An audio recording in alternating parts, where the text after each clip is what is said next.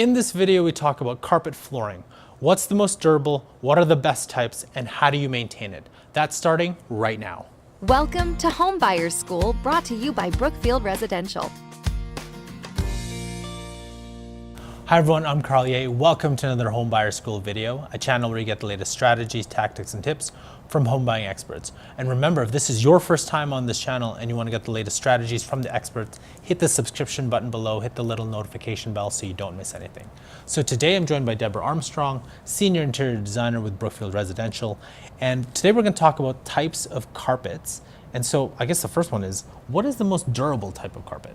Most durable types of carpets, I would say, would be your nylon carpet and then your wool carpet. They have very, very strong fibers and can stand up to, a higher traffic. Yeah. And I've always wanted to know about carpets, like, does the length of the carpet matter?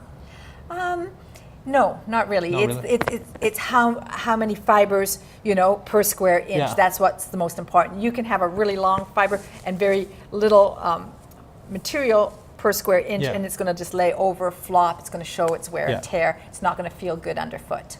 And so what are the types of carpets for homes, I guess? So there's nylon, there's a polyester. They're the most commonly used ones. There's a polypropylene type of carpet. Usually not used that often. It doesn't wear very well at all, but it's a quick fix for a basement playroom or something like that. Okay. And then of course your wool carpet. It's very luxurious, very expensive. And which ones, very I guess, hard-wearing. For me, is which one's the easiest ones to clean?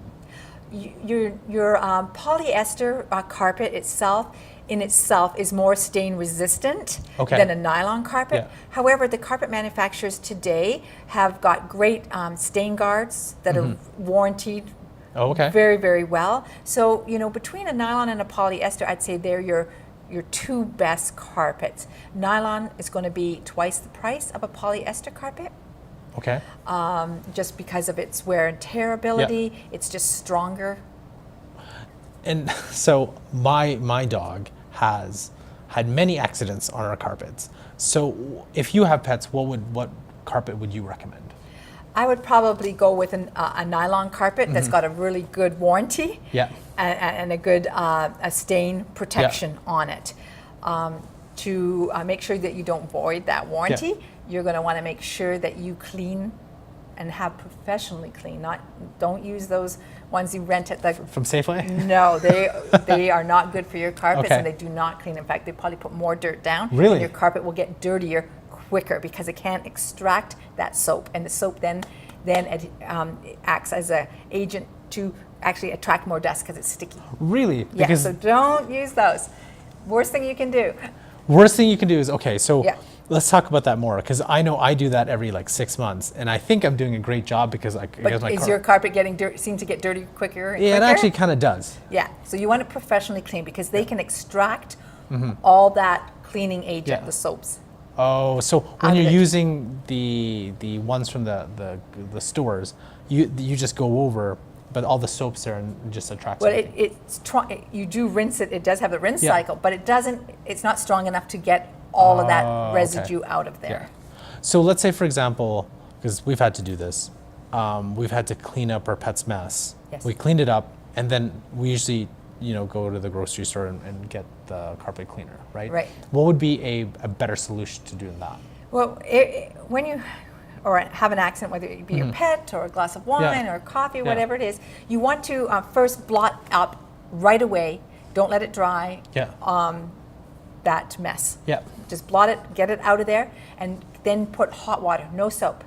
Just hot water. Just hot water onto that carpet. Keep applying and blotting. Okay. Blot it all out. If you still see it, apply more and just keep doing blotting. Okay. Yeah. Today's carpets, most of them have great stain resistance in them. You shouldn't have a problem getting those out. Yeah. And then you want to make sure if you do have an accident where you can't get it out, your carpet's going to be warranted. They're warranted for 20 years, 25 years, depending on the product that you buy. But you have to be able to show them that you've had your carpet professionally cleaned every 12 to 18 months. You want to make sure that you keep those receipts in a safe place. If you don't have those, then your carpet, or that warranty, may not be Could- valid oh, okay. anymore. Okay. It's very important. Is there anything you can do without going to a professional to keep your carpets clean?